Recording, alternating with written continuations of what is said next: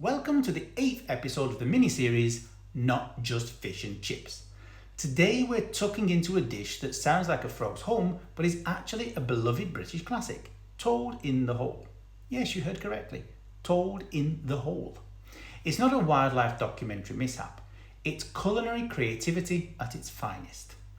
Firstly, let's address the name, Toad in the Hole. It sounds like a recipe that went terribly wrong in the woods. Imagine a chef stumbling upon a frog and thinking, what if we put this amphibian in a pastry crust? Thankfully, that's not the case. Instead, it's sausages snugly nestled in a sea of batter, baked to golden perfection. No toads were harmed in the making of this dish, I promise.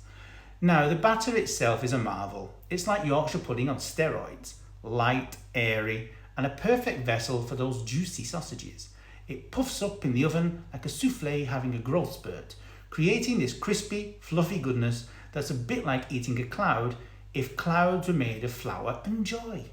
And the sausages, they're not just any sausages, they're nestled in that batter like they've found the comfiest duvet in the world. It's like they're on a cozy sausage vacation, surrounded by a warm blanket of batter, just waiting for you to dig in and rescue them from their delicious captivity. But let's talk about the name again, Toad in the Hole. It's a dish that sounds like it should come with a cautionary tale. Once upon a time, there was a toad who decided to live in a hole made of batter.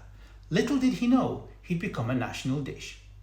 It's a culinary fairy tale gone delightfully wrong.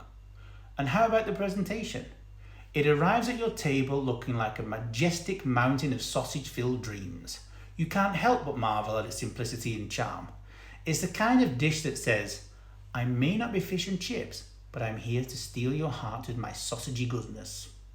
So try Toad in the Hole, a dish with a name that makes you chuckle, a taste that makes you sigh with delight, and a presentation that makes you wonder if the chef had a secret toad obsession.